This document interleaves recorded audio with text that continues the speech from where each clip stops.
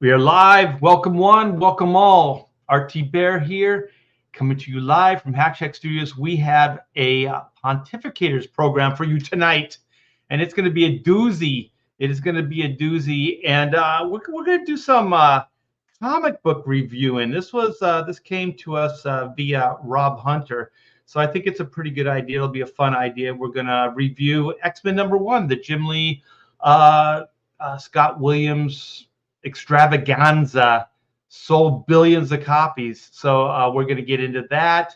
We'll have some good insight on that, and also we are going to promote the hell out of Clint Helinski's Pirate Queen versus Slave Girl.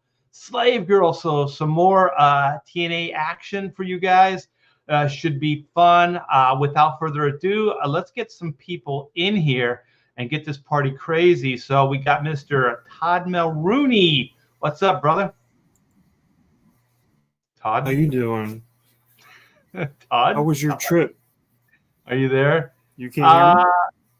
Yeah, I can hear you. You can't hear me? How was Well, I your can trip? hear you, but you weren't talking earlier. You were just like saying nothing. I This is was awkward. talking. I don't know why you couldn't hear me. Well, maybe you were frozen because I didn't see your mouth moving. Did you have a good trip? It was a good trip. Regardless of the- It was safe. I got there safe. I wish flying to California was for better circumstances. I had to say goodbye to a near and dear friend. I've known him since I was 7 years old, and we had the superhero club together and everything. And he is losing his battle with cancer. So it was fun to see my daughter and everything. It was good to see an old friend. I just wish it was better circumstances. So thank you for asking, and thank you for your well wishes, Todd. I appreciate it. All right. Let's get into this. Mr. Clint Helinski, what is up, brother man? What's going on, gentlemen? Good evening, everyone. Yeah, sorry to hear about that, Art. That's never a good thing. So, but happy Wednesday, Pontificators, and hail to the chat. We got a few people showing up already, and Pirate Queen versus Slave Girl has launched, and it's been a real nice opening week, so I'm quite happy with the way the campaign is running. So. Yeah, you're throwing up some really, really good numbers. We're going to see if we can keep that going tonight. We're going to be cutting back and forth between little articles and our reviews and see if we can get some more eyes on that. So that's Pirate Queen versus Slave Girl.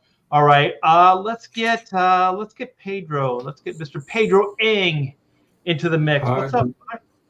Hi, I'm Pedro. I'm an alcoholic and I'm animating snails. Are you really animating snails? Yeah. Yeah, it's fun. It's fun. It's very slow. It's very slow going, though, It's right? very slow going. Oh god. No, it's like a snail assassin. So he's like moving really slow and there's like twitches. So it's They really sneak up on you. yeah, it's a very interesting action analysis. They're very So it's stealthy because they don't really make a lot of noise. been- There's so many snail puns we can make. Yeah, Yeah, it's been yeah. an interesting You day. know what? I'll have to You know say. what I saw? You know what I saw? It was awesome. This guy's got a turtle. It's about this big, right? Mhm. And you know those toy skateboards that like kids get? Yeah. He got his turtle, Yeah. put it on the board. That turtle's whizzing all over the place. Yeah. I've seen that. It starts chasing the cat around. Yeah.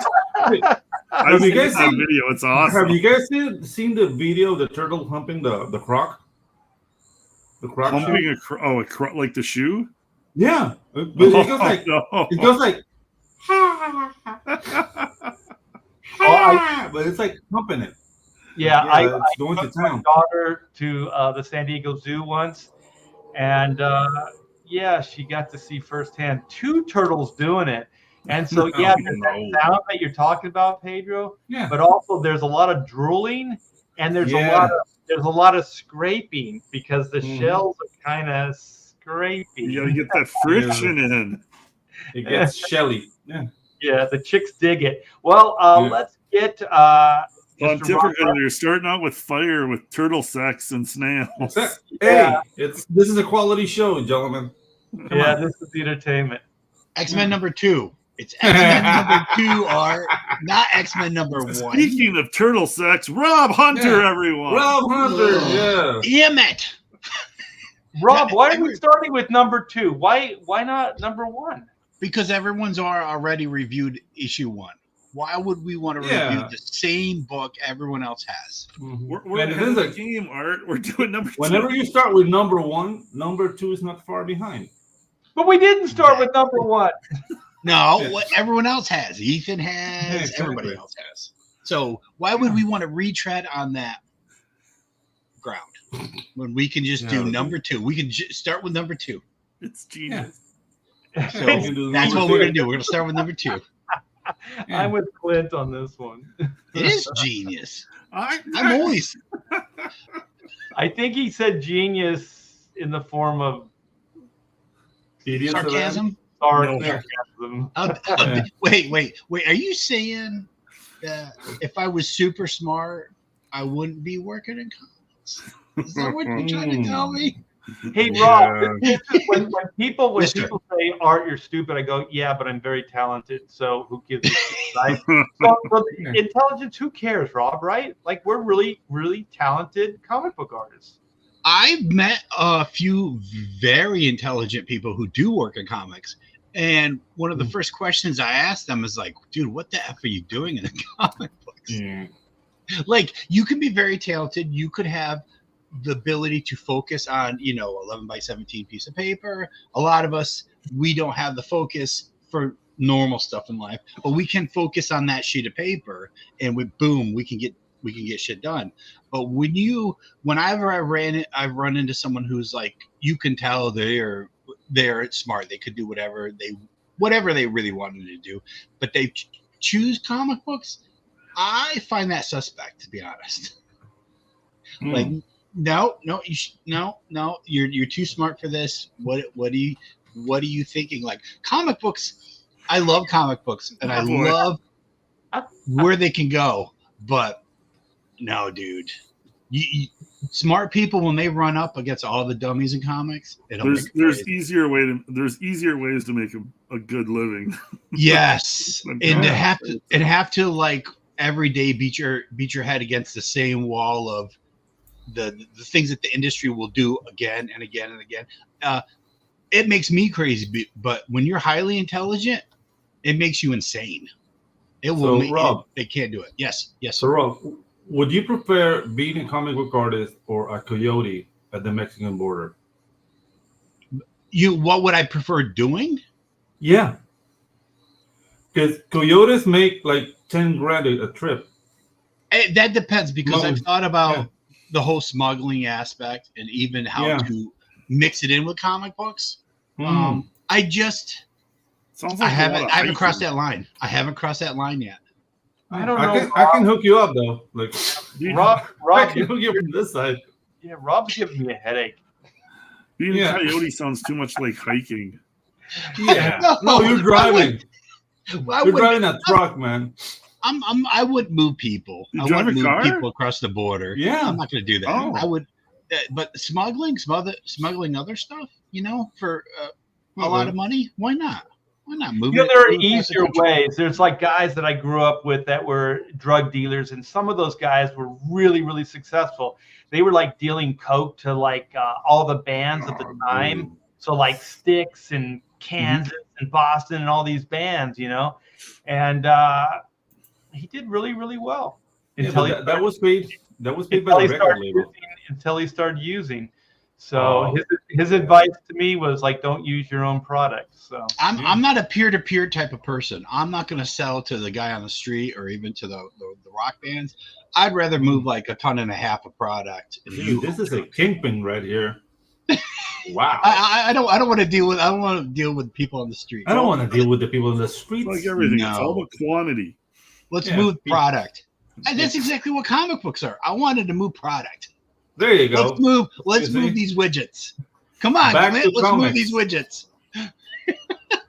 Clint, don't you have a widget? I've got a widget. Oh, speaking of widgets, let's get into this. All right, man. Here is Here we the go. widget. This is Pirate Queen versus Slave Girl. This is the badass comic, the new comic from Clint Helinski. Take it, brother. You bet.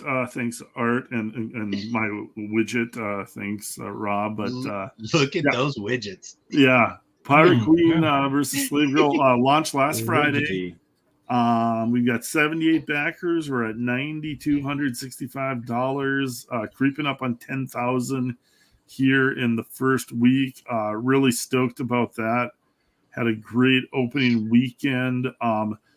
Pirate Queen versus Slave Girl. The great thing about this is the culmination of what I'm calling the Pirate Queen saga.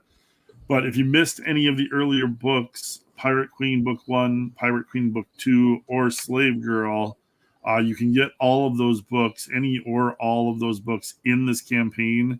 So you can get the entire storyline in all 4 books all in one shot here. If you missed anything, you can fill in the gaps.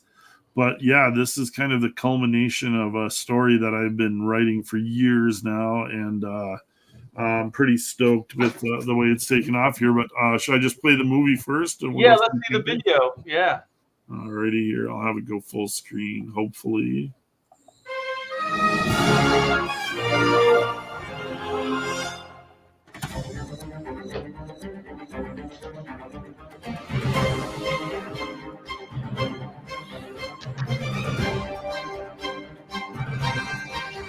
Oh my goodness.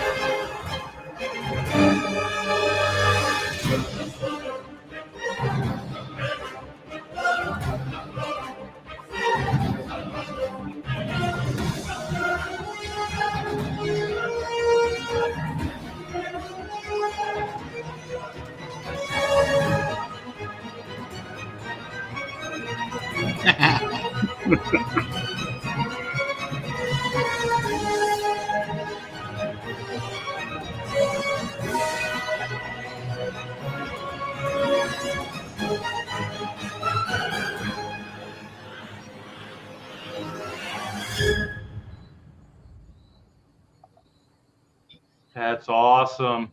I'm not sure what I did. That little window pops up towards the end of the video. I think I clicked on something when I was making the video, but Well, you guys, the link is in the description for the new Pirate Queen versus Slave Girl. That is Clint's new book, and it looks fantastic. So go check it out. If you like what you see, back it. And I'm going to get right into this. I don't care anymore. I need. Oh no. I need to talk about this. I know it's old news, Pedro. Hey, I still need to see it. I just tell it like it is. This is old. It's still horrible It's old news. and horrible. It's old and horrible. Wait a minute. What is this? I've been inspired by Clint's rated R book. I might do a fun rated R book. I think that's a good idea. Well, if you know what's good for you, you will. Where's that damn image? What is going on You here? can call it Poon Hunter, yeah.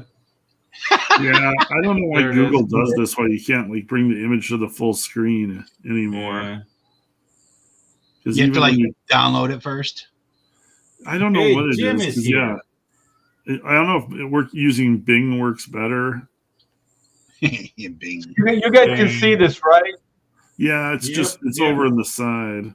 Yeah, it's not full screen. It looks like you Yeah, don't know but what you're doing. don't do a close up. We don't need it. It's full screen for me.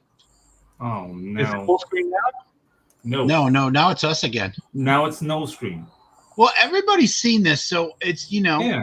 tell us what you think are about please. Superman putting on his boots. Okay, it's the image. If you guys haven't seen, it's for the new James Gunn Superman movie. This is the new DC Universe moving forward with Mr. James Gunn at the helm, and it's badass promo work that isn't so badass.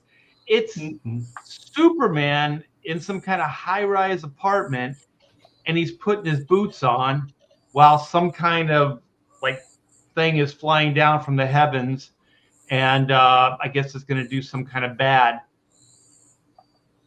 I'm sharing it, Everybody- Art. Oh, okay, thanks. Everybody's complaining about the suit. Okay, the suit whatever. There's some weird folds and stuff like that, but it's just the lack of like concern on his face. It's just like another day in the life. Yeah, Mhm. the suit looks kind of baggy and it doesn't look like Loose. he's that ripped. And then there's like this thing flying in the background, just shooting rays at the city. It's Just like a laser death beam, and he's like, dude. I'll take my sweet time putting my boots on. right. Yeah, dude. Remember the image of like Christopher Reeves like running and like ripping open his suit and revealing the S, and then the next time you see him flying through the air, like I thought that's like a Superman image, right? Yeah. What is this? This is like, are you trying to sell clothing? What are you trying to sell here? Like Superman just doesn't care about the people. That's what my worry is. Is this is part of the story element that James Gunn is Like getting us ready for? Is like ironic he's going for a Superman. deep Superman that's burnt out or something. Mm-hmm. Well, Yeah, maybe but it's this is just like to Art's point. When you see Christopher Reeve opening his shirt, coming to camera, what music do you hear in your head? Da, da, da, da, da, Oh, yeah. da, da, da. What music do you listen to here now? just somber, some Dude. and like Cure song. Like Depeche Mode, like Enjoy the Silence or something. well, All I maybe this wanted, all I maybe this is just- wanted is here in maybe this is my just- arms. it's low Right. budget. This is just low budget Superman. Like they made $1 billion off that shitty low budget Joker movie. They're probably going to want to make another $1 billion off of the Joker 2, which is low budget. Maybe this is, we're going to just see a day in the life of Superman A new Well, formula. while like, Metropolis burns. Superman has a hot dog. Yeah, just Yeah, like he'll never leave this apartment. Superman's afraid of outside. Yeah, and everybody's like, well, he's got the red trunks and the belt. I'm like, you're missing the entire point. Okay, the suit is the suit, whatever, right? But the tone is all wrong. You think you're going to get a good Superman movie from this visual? Do you think this guy actually has, the right priorities to do a Superman movie? This is all wrong. It doesn't say anything. That's It the doesn't problem. say anything about doesn't say the anything. hero. It doesn't say anything. It's just like Pedro said, it just looks somber. It looks depressing. It looks like he doesn't give a shit about what's happening. It's It like confuses a viewer. It confuses us. So why should we care? Yeah, exactly. And I was thinking, like, do you remember the Iron Man trailer, like the first one, where he's flying alongside the jets? Oh, and then he takes off supersonic, and you're like, oh, fuck. Yeah. Awesome, right? And you know what was cool about that? That Iron Man was never that cool. Right. The movie Iron Man was cooler than the comic book Iron Man. Yeah. And the thing is that visual, just that visual alone, was $1 million, right? It sung. It made me want to go see the movie. It inspired people. That ad or whatever I don't even know what the hell you would call that. It's not a promotion. It was a teaser. It's a teaser. It's a horrible teaser. Like you mean the Superman ad? The Superman. Yeah. Oh, that's not a teaser. That's a piece of shit. Yeah, that's absolutely nothing. But even James like never shared. Zack Snyder knew how to do it. Was it the Batman Superman where he showed the Batmobile in black and white? It was just kind of in this like musty kind of hangar or something like that.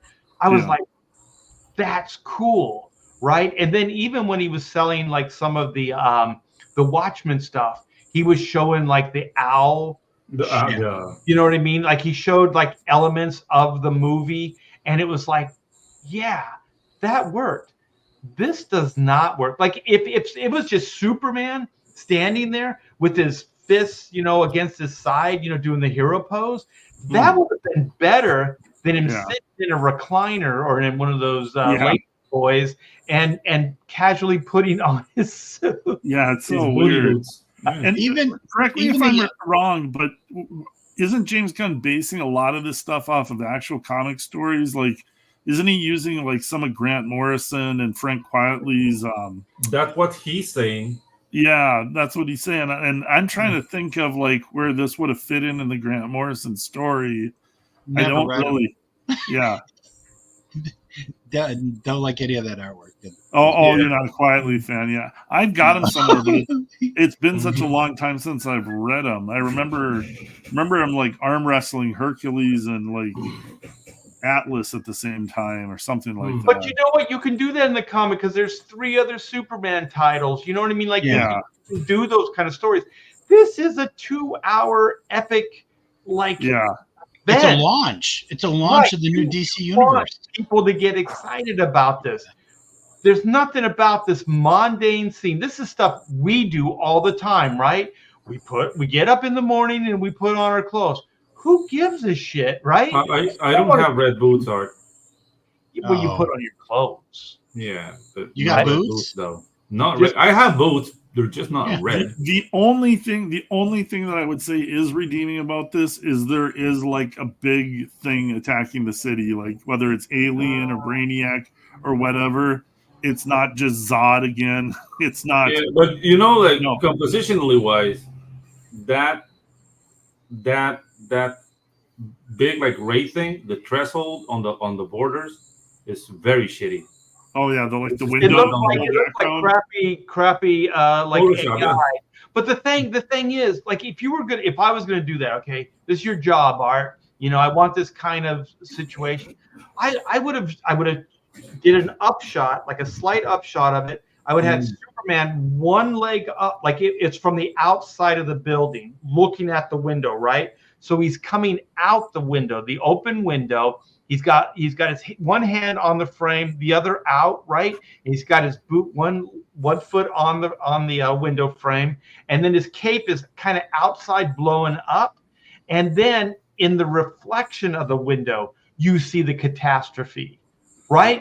Then you see the city burning or whatever the hell it is, this orb with this beam coming out of it, whatever. But at least it's like action. It's something that's interesting.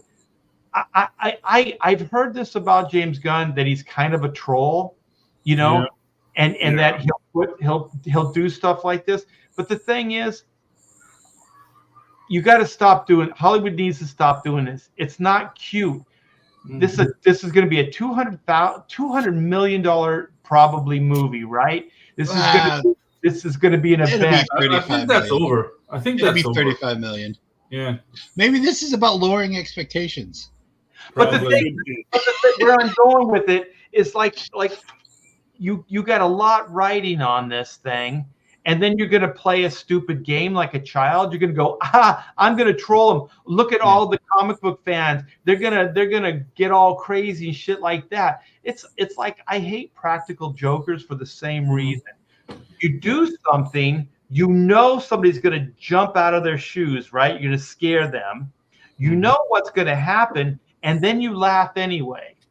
What the fuck? Like, okay, let's say James Gunn is trolling us. He puts out this piece of work, and then every YouTuber and their brother comments on it. All right, bait taken, right? Guilty as charged. But then what do you get out of it in the meantime? What do you get out of it moving forward, right? You duped everybody. Ha ha. You got a good cheap joke out of it. But then what? You're not selling your movie. You're not doing anything to move anything forward. It's just a cheap joke. You know? I mean, but I would say he's it's- known as an edgelord, really, not a troll. Like, he's an edgelord. So Is that what it is? yeah, he was like edgy and saying like mean things. Like, he got in trouble. Like, he got kicked out of Marvel because of those 2014, 2012 comments he made about doing stuff to kids. Yeah, But he was joking. He was joking. He was like, "Oh, I'm an edgelord. I'm edgy. I have like kooky ideas." He's still that guy. So Yeah. I don't know. One positive for this movie is that, unlike the first Superman movie with Henry Cavill, is that there wasn't so much stuff already tied in that they can use any villain they want. Like, the only seeing a giant eyeball in the sky, at the very least it says, hey, we can throw this out there as can be just another alien bad guy because we have all these other because for instance that stupid Krypton sci-fi series, they were using Brainiac, so they had to use Zod in the Superman movie. They have destroyed the movie landscape so much for Warner Brothers. We could see almost anybody. We could actually we could see Brainiac and Brainiac manipulating someone in the beginning. I mean, when they're talking about they're using Guy Gardner, they're using Hawk Girl, some of the other characters, DC heroes they're using in this movie, Metamorpho. Then it tells you, like just what Rob's saying, they can use any of the villains too. Like, they're like, I think it's a Superman movie first, but I think it's also like let's get the DC universe kind of going in this movie too. Well, they lie. We want a Marvel Cinematic Universe real fast. Well, they lie all the time. It could just be stupid cameos at the end. And it could be like end credits. That might be true. It could be end credits. The way things do that. I'm sorry if they do that, Rob. That will be way better than if they're actually characters in the movie. Because also, like, there's a perfect example, which is the Iron Man first movie. Make it a self-contained story. It doesn't have to be an origin story, but just a self-contained story that sets up the Superman universe, the character, his world, all of those things, and just establish them real well. And then, like what Marvel does, is they have like the little subplot teaser at the end in the credits or whatever. That's all you need to do. I mean, literally, what Marvel did was like, you're part of a bigger universe. I mean, they literally said it. When what's his name? Fury. Nick Fury, goes in there and talks to Tony Stark. But the thing is, like, this is all wrong. The tone's wrong. This guy, I don't think is the right guy for it. And just what you were talking about too, Rob, it started me thinking like the whole Superman, like the Siegel and Schuster, like their whole thing was. Superman was an action adventure, humor, sci-fi book. That's how they described Superman. There was humor and there was sci-fi. So one thing that I think most of these movies have gotten, they're not doing like the high-tech sci-fi like Zack Snyder did a little bit, but they do it with like the Kryptonian stuff. But like you were saying, like Brainiac or whatever, or if you're going to use Luthor, do some like super science, like mechs and shit like that. Have them build like giant robots and stuff like that. I mean, that's what people want to see. Luthor his suit that he uses. Yeah. I mean, it would be cool to see Luthor come out in like a 20-foot tall, like armored suit. Shooting rays out of it, Yeah, but we're dealing with James Gunn, so more than likely we're gonna be looking at Mistaplex or something dumb like that. Oh, more than likely. Mixoplex? Yeah. They could rip off the Injustice video game because the Injustice video game proved was a big hit. And they're so desperate for a big hit, they might just steal. Yeah, but the thing, I want to do Injustice because people need to be familiar with good Superman to understand the severity of Injustice. I don't mean that part of it. I meant like the Brainiac part. Yeah, probably. The whole Brainiac and Luthor. That would be cool. Yeah. Brainiac and Luthor part was pretty cool. Mm-hmm. Yeah, I think they should do that. I want to see Brainiac. I used to want to see Brainiac done by Hollywood. Well done Brainiac is terrifying. Yeah. So I mean, Star Trek had the Borg. I mean, Brainiac is the Borg on steroids, like that. Yeah. Yep. Scary shit. Because he's a Kryptonian Borg. So there's plenty of stuff that they could do. It's just like this first image doesn't give you a lot of confidence that they're even starting out in the right direction, I would say. Right. Yeah. So this is the thing. I'm not looking forward to it. I don't have any hope. For it. I think if James Gunn is playing a game, that guy's playing a game with Warner Brothers, you know, No, $100 it million, does. $200 million. Yeah. You know, I think Warner Brothers is, or if somebody did that, and I was Warner Brothers, I would go, who okayed this? None of us okayed this. You Yeah. just posted this thing. You need to run all this stuff by us and PR and promotions, because if this is what you think is cool and this is the way you're going to try to get excitement for the movie, guess what, brother? It isn't going to work. So you need to run this stuff by us, because AI could have generated a better image than that. You know, Oh, yeah. the baggy suit, just the bad imagery through the window, just everything. It just looked cheesy. But anyway, something that isn't cheesy is this: Yeah.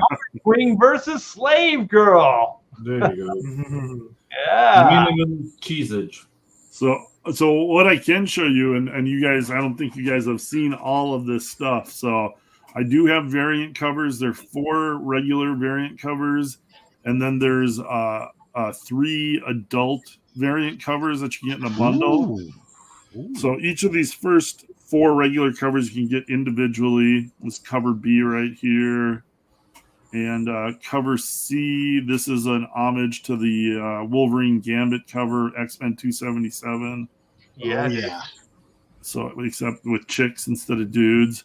But then new trial run here is I do have cover D here. So this is my art, my drawing, inking, color flats. And then I had my AI guy run it through the grinder and give it this finished painted look on it. So That's cool. It turned out really cool looking. I'm pretty so if you do like TNA, and it seems like a lot of people do, because this cover has been selling, it's my #1 seller on here. But yeah, this shows you kind of the little process we went through here. But yeah, I think it turned out really cool. I've had a couple people comment that they're not fans of it, and I get why. But I'm not using any fully generated AI. I'm using my own original art, and then having AI finish colors. No, you know what? It's not much different than, you know, like Jim Lee, how he penciled, and then he had Alex Ross paint over the pencil lines. Like, yeah, you know, and like, again, this is a test to see if people like it. I kind of thought fans would like it, even though some might not be the biggest fans. But yeah, it's proven right. It's like I said, it's my #1 selling book of the variant covers. So I think I like the way it's great. turned out. Yeah. And so then I've got one more to show you, but here's the adult variants here then, and these final print covers won't be censored. So you can get the adult variant bundle with all 3 of the adult variants on it. A couple different styles I'm kind of messing around with. I was kind of like mimicking some of my favorite artist styles. So, but then I got this one here, and this really I thought turned out pretty cool too. Oh, wow. That looks great. Yeah, I was really kind of happy with the way that turned out. And this once again is from your pencils, right? I'll show you the cover, the original cover down below, and then this is the final version. And I was really kind of pretty stoked with how it turned out. But yeah, so over here is my original cover on the left. It's drawn by me. And then basically, I mean, you can tell all the figure work and everything is pretty much identical. It's just kind of got that painted finish look over my colors. So, and the shadow work also, it's kind of a fun experiment to try to see like how it would turn out and how much of my stuff it would keep. And it really, I mean, it basically kept everything. So I was pretty happy with that, because that's kind of what I was shooting for. So it's good to know when AI replaces us, they'll also replace the colorists. Because colorists have been trying to replace inkers for 20 years. Oh yeah. And then with this is like an Uno reverse card. I see. Oh. If it's gonna be out there, I figure I might as well take advantage of it before it takes advantage of me. But yeah. That's the thing. I always wait. The thing is about taking advantage first. Yes. Don't be at the tail end of the advantage train. I always wait. So this book will be the culmination of the Pirate Queen saga. These are the first 3 books leading into it. Pirate Queen Book 1, Pirate Queen Book 2, and then Slave Girl Book 1, which of course leads into Pirate Queen versus Slave Girl. These are all available in the add-on section. You can pick from any one or get all 3 as a bundle. If you missed out on it the first time, so you can get the entire storyline. It goes through all 4 books, so I want to make sure everybody knows about that. So if they thought they missed out on anything, you can still get it in this campaign. And then just some interior pages of Pirate Queen versus Slave Girl. Very good, very good. Yeah, it looks fantastic, you guys. A link in the description, and you know what? I'm going to put a link in since we don't have Bob here. I don't know what happened to comment Bob, but I'll put the link in the chat here. Yeah, I've got a link in the private chat if you need to copy it, Art. I already got it. Yeah, okay, so there it is. You guys check out Pirate Queen versus Slave Girl, and that Double D. You should call it the Double D AI cover. That thing's pretty cool looking, man. It really is. I think it's a fun experiment. Successful, and it's neat to see. When monetarily, you were right. Your instinct was right. It came out a good cover, and people responded to it. So that's awesome. Yep, it was cool. All right. You know what it reminds me of? Do you remember there was sort of a scandal around the artwork they used for Flare? Because you were using people's artwork and somehow manipulating it into looking sort of like I don't know, I wouldn't say Juiceco, but it had sort of a painter quality. Yeah, I remember. Everyone's like, are you going to pay me for using my artwork? No. And there was a huge lawsuit. Yeah, but right now, Clint should sue Clint because he used his own artwork. Like, I don't know. I'm very confused. The only thing I'm concerned about this experiment of yours, Clint, is that since AI art can't really be registered, you know what I mean? Can you register that piece? Probably not. So if people want to, and that's the only it thing. Is what it is. People want to make T-shirts off of it. That gives me pause. That if you use AI, like automatically, you can't register it as original art. I got the T-shirt machine already chugging away. Fired up. They look beautiful. They look beautiful, Clint. Yeah. The Chinese orders are already coming in. Right now, my main concern is just trying to sell this comic. Yeah, dude. So Rob, what are we selling those T-shirts for? $35 a piece. I've already sold 100,000 units. So the spirit of his mother. Thank you, Rob. Clint. I've thought about doing T-shirts in a campaign. I just don't know what kind of headaches it would be shipping them. They're headaches, and a lot of them don't sell. So the thing is, I just thought of one is like you should do. You know how they have those T-shirts with like muscles and stuff like that. Yeah, you should do one with like a slave girl. Hey, Clint, I think you have a question from. You have a question from an Android over here. Because his name is like E6022X1023. And again, we're talking about original art tier sketch card, or I think he's talking about the original art sketches, and those are just in the higher tiers. So basically, just because it's a lot of work, so those are only in the higher tiers. So there isn't the ability to just get one book and then the art sketches also. It'd have to be the higher tiers that have a sketch in the title. So there's like a regular sketch tier, and I think there's an adult sketch tier. Those are the ones where you can get the original art from.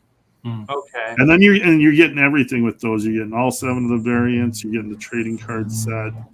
You're getting the adult prints. You're getting the lenticular hologram card, and then you're getting 2 original art sketches from me. One of Pirate Queen, one of Slave Girl, and there's the adult tier where you get an adult sketch of Pirate Queen and Slave Girl. So it's like a kick-ass reward tier. You're getting everything in it. So that's kind of the big bang for your buck there if you wanted to get that. What size are those? Rob, you got the that X-Men 2 book ready? I do. Clint, what size are the art tiers? They're the bottom ones on the thing there. No, I meant the original art, the actual original. Oh, it ships in a Gemini, so it's like 7x10, 8x11 kind of. Okay, that's cool. Yep. Just in case anybody has that is curious about that. Yeah, and the main thing is just the shipping. I could do bigger, but then shipping becomes a nightmare. So Yeah. You go 11x17, and it's crazy expensive. oh yeah, you can't really do it. Not in that one. I like to make sure everything can fit in a Gemini, and that way it's also well protected. You get your original art sealed in a bag in a border box, so everything's protected.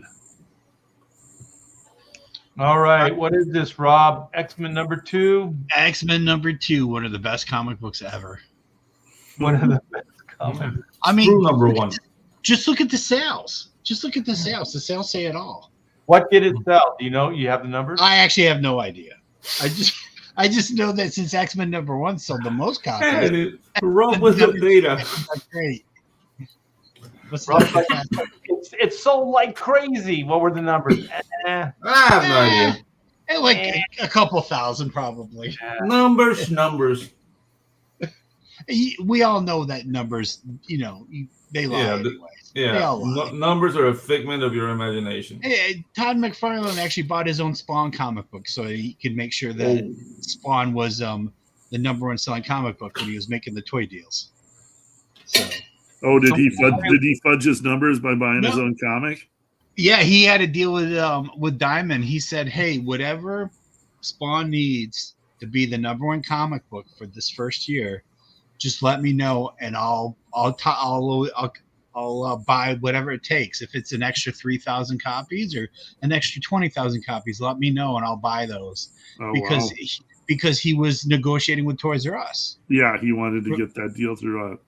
What was it? The robots Aliens versus Cowboys, that Platinum comic book that they turned into a movie. Oh, yeah. They did the same. They did the same thing to get their movie deal done. They went in and bought their own comic books to make it like one of the top selling comics that came out. Yeah, I remember at Extreme Studios, Rob had done that too, but I think he did that with he probably did it with the comics, but he did it with the toys. So when the toys were coming out, he went to the I don't know if he had friends across the United States, but I know he would have people from the studio go into like Toys R Us and Target and different places and purchase toys so they could get reorders, so they can get the numbers up. So yeah, I'm not sure how I feel about that. It seems kind of dishonest, but in the case of Todd's, at least it looked like there was a bigger picture, Yeah, bigger vision. Yeah. Yeah, going there, because it's like if they're only going to respect numbers and you can generate those numbers, you can have some control over it, then go for it. And nobody, especially hindsight looking back, nobody's going to blame that guy because he created a toy empire based on it. Well, it's also, think about it. Todd is buying Spawn copies wholesale that he prints. From Diamond. It's Rob buying the action figures from Toys R Us and Target. He's paying retail price. What are you doing? Yeah. That's insane. That doesn't make any sense. And when you look at the Spawn, because I was a big toy collector at that point, I left comics so I could buy more toys. And at Toys R Us, Todd McFarlane's Spawn shelf space was larger than Star Wars at the time. He had like 8 feet of shelf space at Toys R Us, the #1 toy store in the country. And then he also had all of those. I forget the name of the toy store, but it was the toy store that was in. I think it was K&B that was in every mall. Yeah, and when toys even got bigger, they went outside of malls and they were part of next to Walmarts and stuff, where it was just a toy specialty shop. Where I can't even imagine how many action figures Todd McFarlane actually moved at that point, and it all started with just buying, extra copies of his Spawn book. Of his own book, yeah. Yeah. I would do the same thing in a heartbeat. Yeah, if you had capital to do it, and you had a good reason. You know what I mean? Yes. This was definitely a good reason. It was a good, sound business decision. So, go for it. like the Rob thing, I never quite understood it. It felt very dishonest, but also like I don't really understand what the end game was. Like It sounds silly. you get the retailer to buy, like sell out and then buy more. I was like, you look good locally, because he was kind of like an Orange County, like little celebrity, and stuff like that. So you look real good with your, locals, but I don't know, big picture stuff, does it really matter? No. Yeah. He'd have to be ordered from the distributor. It's weird. I remember like Joe Casada, I was talking to, like, because he was always winning these Wizard Awards and stuff. I go, how do you win these awards? He goes, you get everybody to vote for you. That's a way. Yeah. So, he was just like, and he goes, you know what? You could vote multiple times for yourself. He said it doesn't really matter. So I was like, wow, that seems incredibly dishonest. Well, this is Wizard. This is Wizard, where their top 10 list was based on the publisher and their advertising. Every publisher got to pick their 2 artists because they were advertising in Wizard. Did Wizard have? I can't remember. It was if they had like direct ties into Top Cow, or like there were certain publishers that they had direct ties into, so they Well, it was advertising. If Top Cow advertised, they had, because CrossGen did the same thing. CrossGen was always advertising in Wizard, and because of it, CrossGen got to pick 2 of their artists to be in Wizard's top 10 artists. That's so. Which is, dude, that how crooked is that, dude? That's. Oh, I mean, it totally seems like what was going on back then. Yeah, everybody was doing that stuff still continues, man. I mean, these kind of games. There's like a part of me that just absolutely is sickening, that people take it to this extent. And then I always think, like, how bad do you want to win? It's like how much of your integrity are you going to sacrifice to get, to wherever it is you want to go? I just wonder if there's this story, right? There's somebody that basically sells their soul, right? Does all these things, but doesn't gain anything. You know what I mean? Like they're just like, they destroy their own career because they're broke, because they overextended themselves doing like these crazy ideas, buying their own schemes. Yeah, these schemes. And schemes, yeah. Yeah.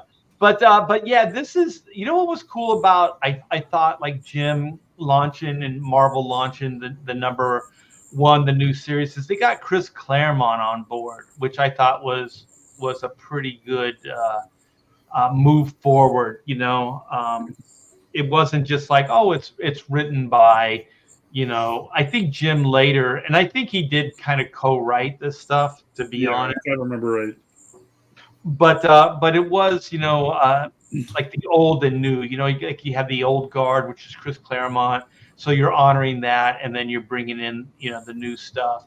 And I thought this was fantastic. I don't know if you guys were like me, but, when this stuff hit, I was like, this is next level comic. Oh, yeah. Oh, definitely. It definitely is. Yeah. I mean, look at the cover. Yeah.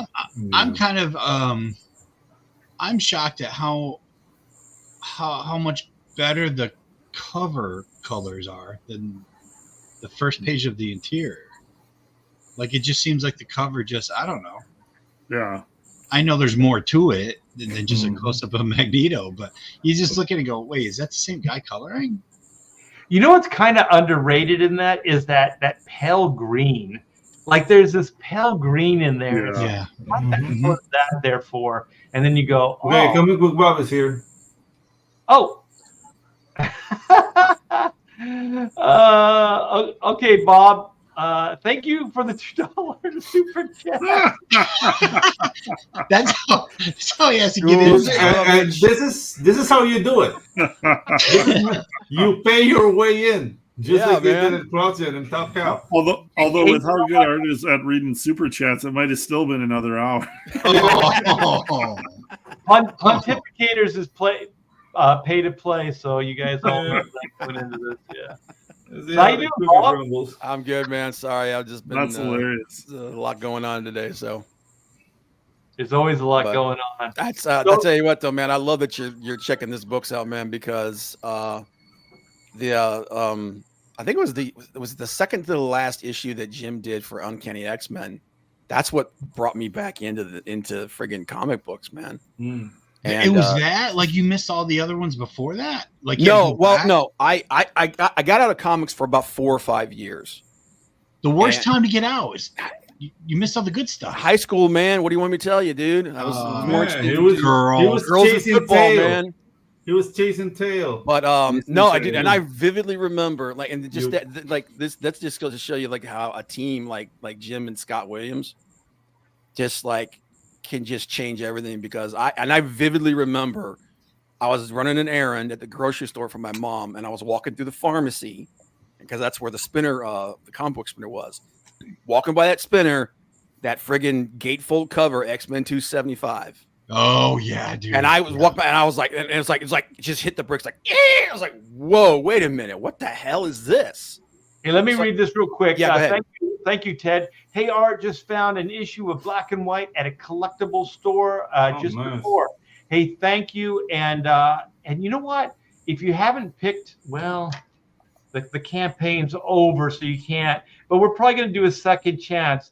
Volume 1 and Volume 2 are loosely based on those old 94 books. So if you don't have those, stay tuned. We're probably going to do a second chance. You can get Volume 1 and Volume 2, and then you can kind of compare. It might be fun. So thanks, Ted. But to get back onto that point, though, and I opened it up, and I was like, I didn't know comic books could look like that. Like when you were talking about how, like you said, it was like next level stuff. Like literally, that's what like snapped me up and pulled me back in, man. Yeah, and then this. What's interesting from like an inside point of view is, and I'm working on Adventures of Superman. You know, when you're young and you're starting, you look at everything. You look at all the industry.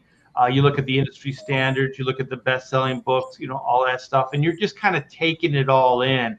And I remember getting some of those Punisher books early on, and then when Jim was like kind of doing sporadic X-Men stuff, you know, with I think Rubenstein inked him on some of that. Yeah. And I have a question for you when it comes to that.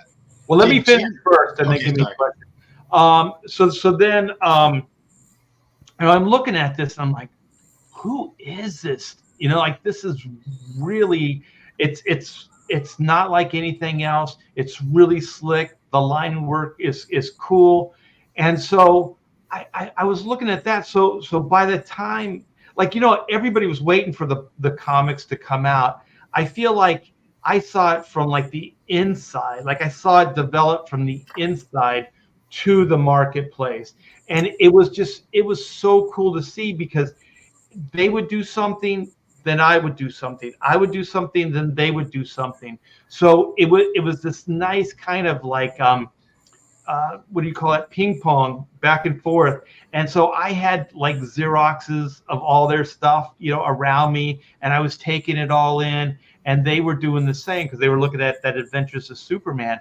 And then when it came time for them to, you know, start, you know, formulating a plan to take over the world, you know, there were two X books that were, you know, slots, and then they needed another inker. So it was really neat to see. It was still next level. It still inspired the hell out of me, but I saw it from like a professional point of view, which was kind of different than the fan point of view. But I think the impact was the same, where you just realize this stuff is next level.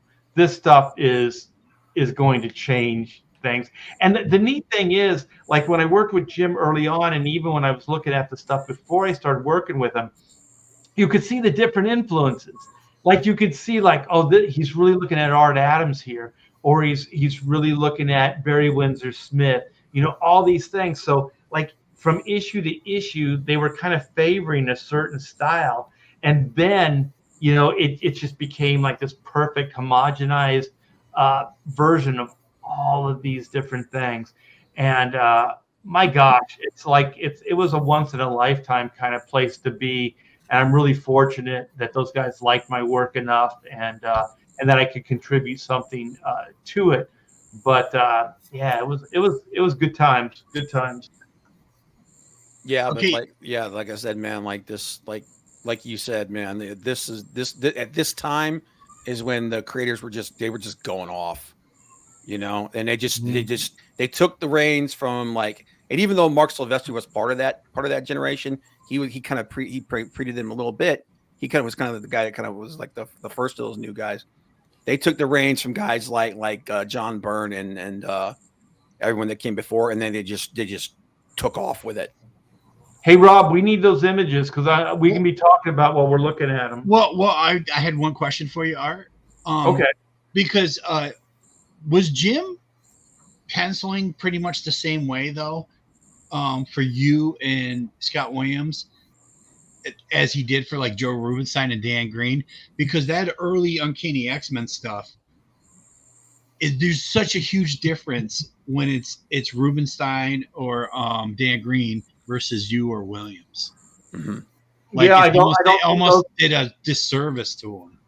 Yeah, those guys weren't coming from the same place. Yeah, you know, so they were like Jim, and in that time was still kind of part of the Marvel, you know, like editorial. So editorial was kind of calling the shots. So there was still like a lot of crossover from the old and the new. So I think once Jim got like more clout, more power, you know, that type of thing, then you know, started controlling the work a little bit more. And okay. And I think that's what happened. I don't think it was ever like Jim's decision. Jim never disparaged those guys, never said anything bad about their work, but there was kind of this understanding that it was the four of us. Like, we never wanted to give up a page. We never wanted it to go outside of the four of us. Now, what about Silvestri? Because I heard that Silvestri, especially as he added more of the Jim Lee type influence, he wasn't super thrilled about the Wolverine inks. And he didn't like Dan Green at all. I thought it looked fantastic. I thought Dan did a fantastic job. And who was the other one? Hilary Barta? Was he one of the guys that was inking them in the early days? Well, Hilary Barta inked Rob Liefeld on New Mutants. Oh yeah. But didn't he work with Silvestri on some of that stuff early? I mean, maybe before Dan Green. Somebody I don't know. You guys know. I don't know. Yeah, let me know. But the thing is, and I know this. Mark told me this flat out. He's like, you know, he didn't like Dan's work. I never saw a problem with it. It wasn't quite as slick as what we were doing. Well, I'm sure Mark was looking at you and Scott like making Jim's stuff look like gold, and then Dan Green's a great inker, but he gives a rougher. Yeah, but I thought that look it's sloppy. It's not polished. It's sloppier. See, I thought that worked with Wolverine though, because that's such a gritty, harder edge character. You know, you can say that, but you look at the Jim Lee covers. The shit out of it, and wants a certain look. He's going to be not thrilled when he gets the look that he's not really going for. Yeah, if weird about that time is that it was a great place to be, because there were pencilers that thought if they could get these guys to ink them, then they would look like that. You know what I mean? Like this doesn't exist anymore in the industry, but at that time there really was. So if they could get Scott to ink them, or they could get me to ink them, or whoever worked in that style, they felt like that way that they could be like superstars like Wills or like Jim. And it makes sense. It makes sense. And but I don't think that if you look at Mark Silvestri's pencils, he doesn't pencil like that either. No, he's a lot looser, right? A lot looser. Yeah, they don't look like that. So I thought like what Dan was doing was pretty damn good. R.I.P. my friend. R.I.P. By the way, Glynis Oliver's the other one. He's a colorist. That's a colorist. That's a colorist. Wait a minute, he's a colorist. Yeah. Actually, it might have just been Dan. Because I'm looking up here and it's just they just keep putting. They just. I say love the down. old comic creators whose names always confuse me, like Glynis and Hillary, and Is it a dude or is it a guy? Dude Or a woman? Was like, No one's ever going to top Travis Charest. or Art Thibert. Charis. Yeah, you had to go. They did a lot of the Marauder stuff too. With well, hey, Rob, while we're Yes. talking, get that artwork up, and we'll keep it up so people don't just. yeah, have we were to just getting to the double page spread.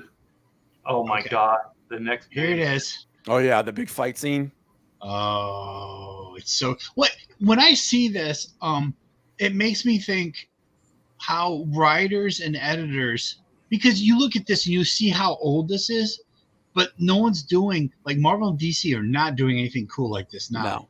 And I have to blame it on the writers and the editors. Like, come on, man, it's been what's it been, 30 years? We haven't found anybody for Marvel and DC in 30 years that will set up something like this.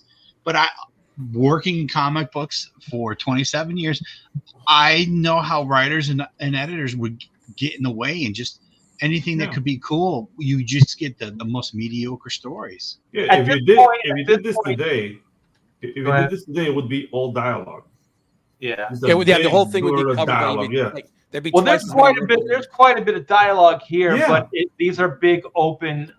It's a big open double page. Yeah. But there's one thing that Jim did. It's a philosophy that he had, and I don't know if many people picked up on it, but he draws very formal. Like his philosophy was, people want to see their characters looking good all the time. So very rarely will you see a back view of somebody, or like an over the shoulder kind of back 3/4. So if you notice this, it looks really cool. Like all these characters individually look amazing, but some of it is a little stilted because they're all looking good. Like even these background characters, and the guy that like Wolverine's holding, he's turning 3/4 so you see his face. Yeah, you know, he's suffering in a pose. Yeah.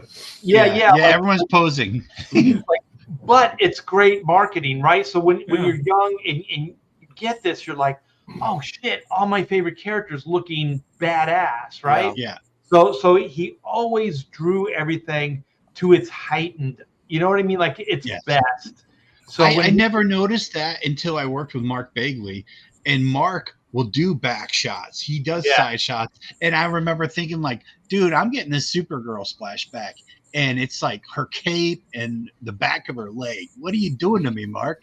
Why didn't you just turn her so we could have had a great profile shot? We can't sell that page. Exactly. And then that's when I realized, like, oh, I've come from like the Jim Lee school of storytelling, and every shot has to be awesome and perfect.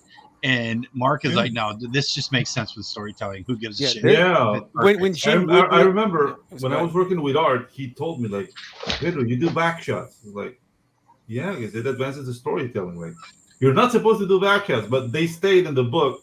But now I see why. Well, also you were like, you wouldn't crop the figure. Like you were you're like, they got to be in full panel. I'm like, you don't always have to do that. You can you know. My gosh, that it's actually the fourth panel that I thought was cool. That's the helicopter, right? Oh yeah. And then the next page, that oh my gosh, that Rogue shot. That's just what you were just talking about. Rogue looking as awesome as Rogue could look, you know. Well, look zooming even right at you. The previous page. Look at Wolverine and the Beast and Psylocke. They're all falling, but they still look awesome. Yeah. You know, like they all still look great, even though they're supposed to be falling down a hole. You see Gambit's face, you know, it's just really, but if you're not really paying attention, it just looks badass, right? Yeah. Like from like a creative standpoint, you go, you like the Mark Bagley stuff. You go, well, you know, Bagley is probably correct. You know, you want a variety of shots. You want to show different angles of the characters and stuff. But Jim was like, no, this is what sells. This is what people want. I'm going to make sure I get an ass shot of Psylocke on every page. Yeah, but Yeah. it's This it's is where not I like, learned it from. yeah. When I say like falling in a pose, I don't mean like Sue Lander. Yeah. Style. They just look cool in every panel. You know what I mean? It's not like Everything pose, looks like it's got power behind it. yeah, it's not like Magnum or La But Tigra. It's the just thing is, when Jim would do a back, like there was a few times when he would do a back shot, yeah. he Oh, made it's them amazing. look badass. They were framed Yeah. up. Like there was a few people that could do back shots that just looked mean as shit. Like Dale Keown was another one. Like when he would do Yeah. like pit from behind, man, looking like a freaking mountain. Well, look at Nick But look Fury at the in this behind- this spread. Yeah, they're this all double page silhouetted. spread. Mhm. Yeah. Someone would, if somebody said, "Well, you got to have Nick Fury talking to these other people," he would just be in a Nick Fury suit. Jim's got him like decked out like he's getting ready for war, even though he's having a conversation with a bunch of people. Yeah, Like, like this is his Nick- office. Yeah, this is like Nick Fury has to be as cool as possible for Yeah. even if we only see him for this one panel. He's breaking the panel, but it's not a back view. Like, and where he does a back view, which is that's the third panel, he just silhouettes it. It's like, well, who cares, right? Yes. There is a Nick Fury back view, but it's all silhouetted. So, he's definitely prioritizing it. It's like, who wants to see a bunch of back of the heads, kind of thing. I'm just gonna, do them as silhouettes, and then we're gonna move on. Yeah. Yep. But and like I said, man, just the way that this page is set up and framed, it's just everything is badass. Everything. Yeah. Fury looks like he's about ready to go friggin' Roman on somebody. Well, just look at the stances in the biggest panel there of like the suits in the background. All of those guys, like the way they're standing. Yeah. Even the guy leaning on the chair. It's like you got the soldiers, the tiny little soldiers way in the background. And Like they all look like everybody's they in can this kick like your ass. really kind of like kick-ass pose, and then you got the one guy, like hanging on the chair. But it's like every character has got something going on with them. But also to prioritize the storytelling, the woman's looking badass. She's on a platform, and Nick Fury's on a platform. The other characters are below them. So there's a prioritizing the way you see this stuff. And also, I still do this stuff. That second panel with Psylocke breaking the panel, I think those are really cool because it's kind of a shame to crop her inside the panel. You can do it, but the figure work and the drawing and stuff is just so cool. Yeah. You don't want to do that. Like I used to say, I remember I was going to do some Teen Titans work, so we did a Teen Titans summit at the Universal Sheraton. And I remember, everybody's there. It's like, what was her name? Simonson, Louise Simonson, Marv Wolfman, Lynn Wein. They were the powerhouse writers. And there was like Kevin McGuire and Tom. I can't remember. All the guys that were doing the Teen Titans in the 90s were there. And so they were all talking about how to make the comics cooler, this, that, and the other thing. And I felt like just like a juvenile, and I just said it. I said, you gotta have the cool factor. And then Marv, all these old guys are like, what are you talking about? I said, the cool factor. Make this shit as cool as you can. That's what Jim Lee does. That's what Rob Liefeld does. You know what I mean? Like, this stuff is just freaking cool looking. And they were like, oh, it's just like an oversimplification. Like, oh, really? A cool factor? And I was like, yeah, a cool factor. That's how you sell 1 million copies. Boom. Technical difficulties, Rob? What's that? He's pulling wires and stuff like that. Oh, we got Joe. We got Joe. Hey, what's up, Joe? Hey. While we're waiting, what's going on, guys? while we're waiting for Rob Hunter to get his shit together. How you doing, brother? I'm doing great. Hey, Rob, you got your shit together? Of course he Oh, does. Rob's gone. No, you don't. I think his cat like pulled out his microphone. And Yeah, stuff.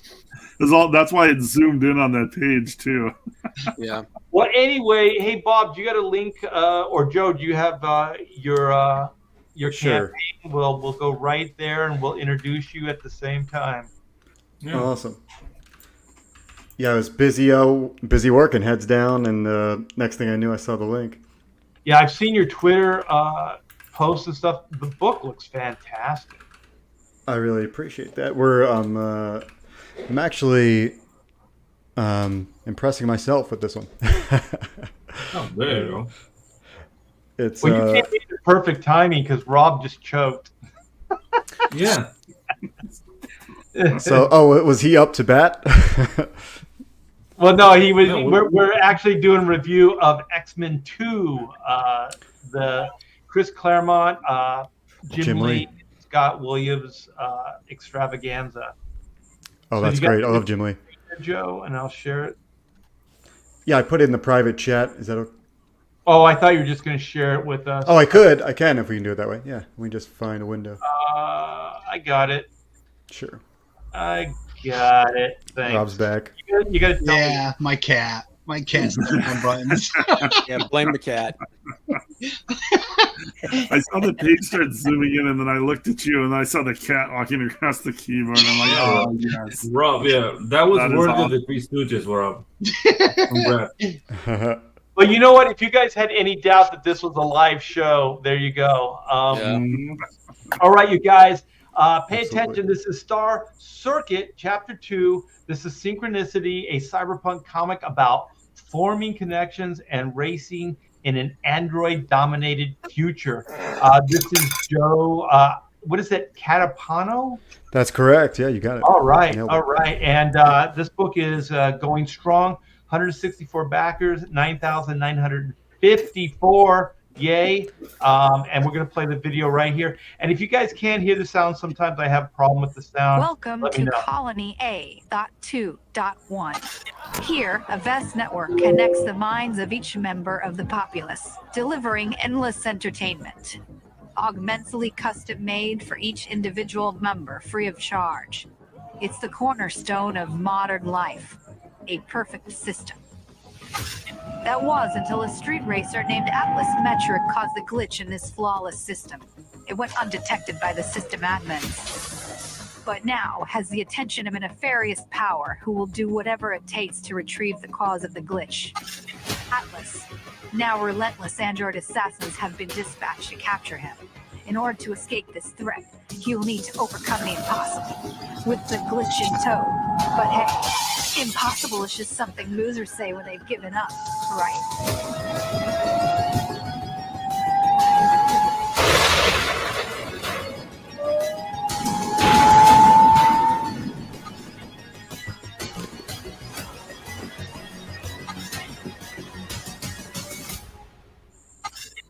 Nice. Awesome, dude. Yeah, that was a cool trailer.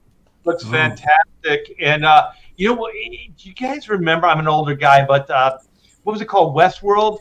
And their trailer was like nothing could go wrong. Could go wrong. Could go wrong. Could go wrong. It was like the computer kept repeating the thing. And so there's that part in the Star Circuit trailer where it says something like "could go wrong," and I always hear like the echo, like "could go wrong." Could go wrong. Could go wrong. But anyways, this is Joe. You're writing, penciling, and you're not coloring though, are you? I colored my first chapter, which is kind of bundled in this campaign, but yeah, I've hired out Marcos Martins on colors this time. So, Yeah, this book looks fantastic. So not quite triple threat on this book, but the first one he was definitely, and so this is a 72-page sequel to the Dark Horse cyberpunk hit Star Circuit. So what was that like publishing your first book with Dark Horse and now, you know? Well, no, that's I actually got that confusion with several people. I'm using Dark Horse there as you are the Dark Horse. Yes, I'm the Dark Horse. Yeah. So the first one, I actually probably did send it into Dark Horse. Sent it into a lot of things. And then I realized crowdfunding was becoming a real thing. That was back in 2019. I was looking around and crowdfunded the chapter 1 in 2021. We did pretty good. We ended up at the end, I think, hitting 20K, which was really good. And so this one is the direct sequel, and I think the only complaint about chapter 1 was that it was short. It felt like a tease because it was that 30-page cliffhanger. So this time I really wanted to pack in a lot. So this is 72 pages. So this is going to be epic. Oh yeah, yeah. I wanted it to like really have that satisfying end. And between both, if you get both chapters, which is the feature tier, you're getting more than 100 pages, and that's always great. I hate when I get a book and you're like you waited a long time, and you're so stoked for it, and then you end up having like this feeling of like not now you got to wait another 2 years to get the next little tidbit. Yeah. What I'm trying to do moving forward is one, get them done quicker, but also try to do more one and done stories. So people don't have to wait as long for the next one. So like if you're doing it more like the old monthlies, the floppies, I don't think it's possible, with the many hats that we wear here, do all the promotion, pencils, inks, colors, whatever, that we can just do a monthly anymore, like some of us did, but not anymore. Not with all this work. But yeah, promotion's so hard. Hey, Joe, I'm trying to remember the original campaign, because I think when me and Jimmy were doing that Saturday night open mic, you were on there one time. Didn't you do a 3D print of the motorcycle? I did. And that, I did. Yes. Yeah, I remember that. And I was like, doing stuff like that was probably something that would like that added to like the stress and everything. For sure. I pulled back so much on the tchotchkes this time, and to me that adds value to the book. Like the way I see it is like every time I have to pre-press another bookmark or a sticker or whatever, it takes away from me drawing pages and just making it awesome, the story wise. This time I really paced the book in a better way. Last time it was very breakneck the whole time, and I think I've gotten better at like seeing that direct correlation to panels, the number of panels, and how the story feels as it goes through. And so now you get this nice ramp up to a climax, and then you just like fall off this cliff, and you're just hanging there with the characters, trying to figure out how this is going to play out. Well, the first book was 30 pages, right? Right. So you got to move something like that. You got to move a 30-page story along pretty quick if you're going to get everything in there. But 72 pages, you got a little bit more room to explore, more leeway, nuance and stuff like that. So, but I agree. Like a lot of those extras, they just kind of take time away from the drawing. But I have to tell you, when I saw that motorcycle, that 3D printed, it was pretty dope. As I said, yeah, I was like, you bastard, man, because when Todd Toys came out with the Acura bike, I was like one of the first guys that bought that thing. I had it on my shelf for years, and I almost bought that damn bike, Joe. Yeah, I had a game. I used to work for a game company, and my art director had the McFarlane motorcycles, and on his desk. I was like, oh man, I didn't even know you were a fan.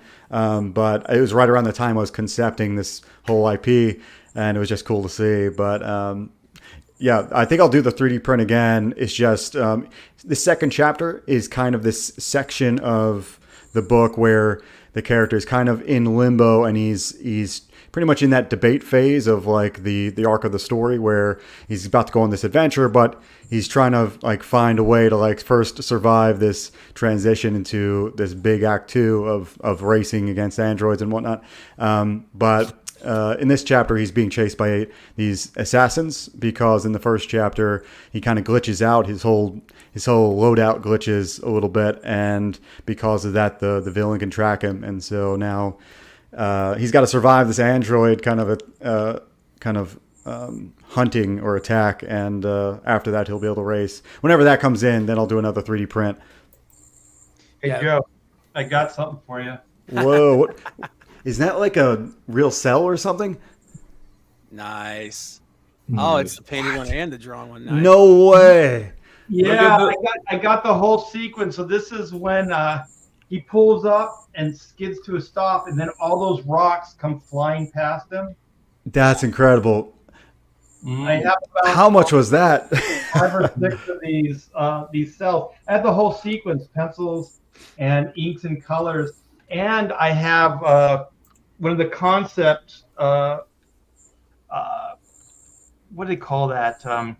It's all inked and colored. Like screen ready. Yeah.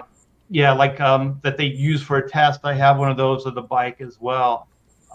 So yeah, it was a lot at the time, but I think they're worth a lot more now. Yeah, they're off the man. charts now. Yeah.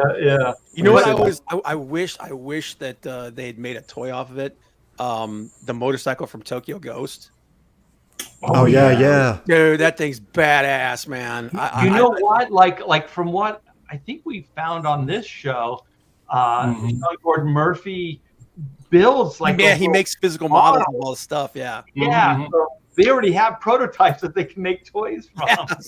Yeah, dude, I saw. Badass a figure would that be though, man? Yeah, dude, I saw that registry for the animation. I just restored my hole punch. Like yeah. Give me a So second. now you can do traditional animation. That's great. Yeah, I did computer animation for school, and we had one 2D animation class that did it traditionally, and so I have a little bit of experience with that. Yeah. But it was fun. But Yeah, no, so- like doing stuff like that motorcycle. I was like, as soon as you showed it to us, I was like, dude, that's gonna be a headache and a half. Yeah. I had one of my buddies. So yeah, so this is how you get like the registry, like Yeah. square, circle, square. Effect. Yeah, one of my buddies painted up dude.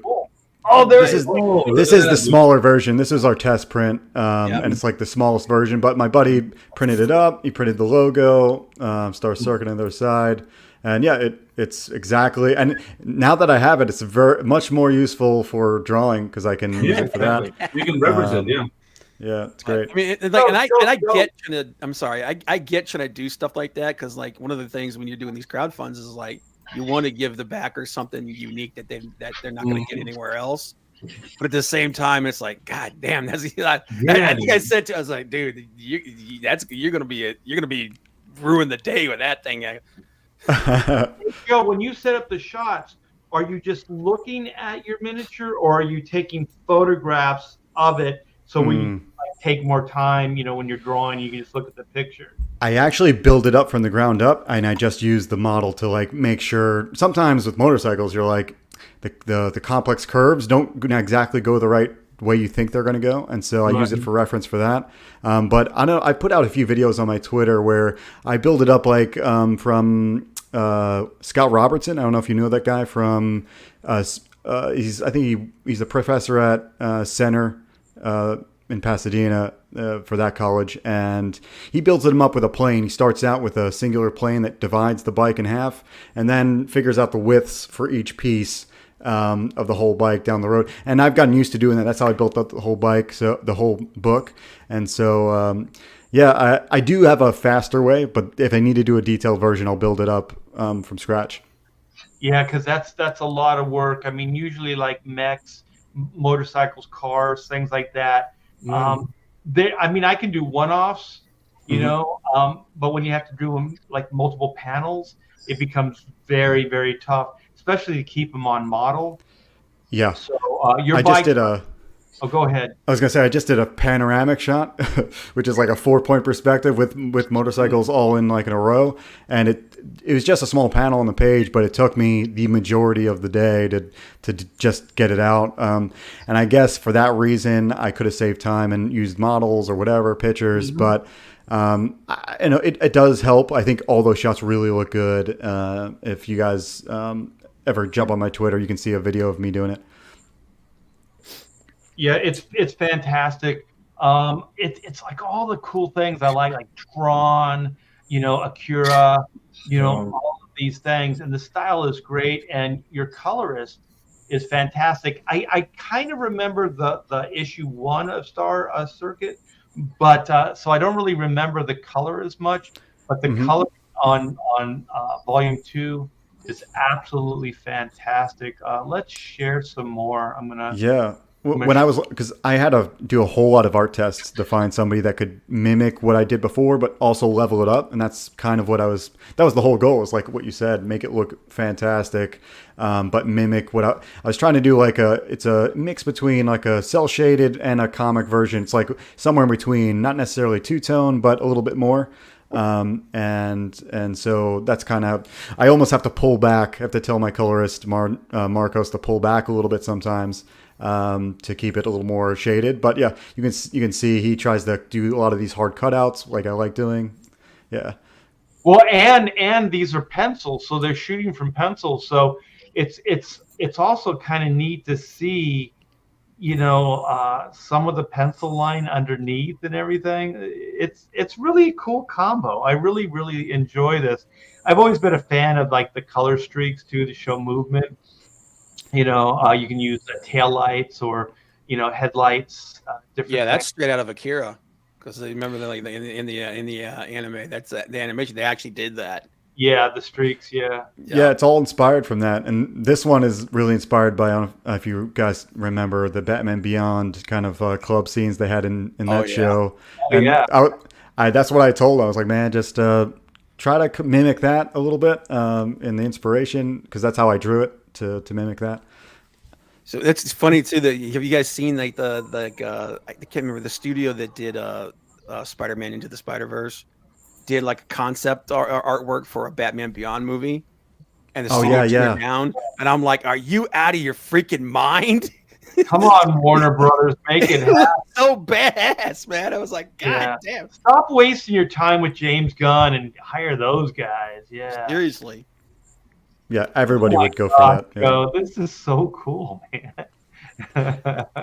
Dude, all these little moments of them racing and whatnot, they're like the original images I got. Whenever you think of your premise, like when you first start writing your story, these were the images that I was like aching to do, but I couldn't do yet. And so I'm finally getting around to doing them and getting to really fill it out. It's funny, I went from not being able to draw one motorcycle to like my whole book's about them, and it's a big ramp up. I was really intimidated by it. I actually quit like 3 times on this book because it's just so hard. It's a lot of work. Hey, did you like the Wachowski brothers Speed Racer movie? I like the heart of it. Like they had heart, and it was and the graphics were good. I think they hold up in their own cartoony way, and for that reason, I kind of like it. But I don't know, I haven't watched it in years, so I don't know. Yeah, I thought it was really fun. Like it was kind of pseudo realistic looking, and I liked like the Hot Wheel kind of tracks, where it was like just crazy, nutty stuff that defies any kind of sense of gravity. And I'm kind of a little bit of a mech head, so I really do like this stuff. Yeah, I don't know if you're gonna agree with me, but that Speed Racer movie, it was like a neon version of Captain Sky and the World Tomorrow. Yes. And how they treated the backgrounds. And that was a little bit jarring to me, because I enjoyed the retro look of Captain Sky.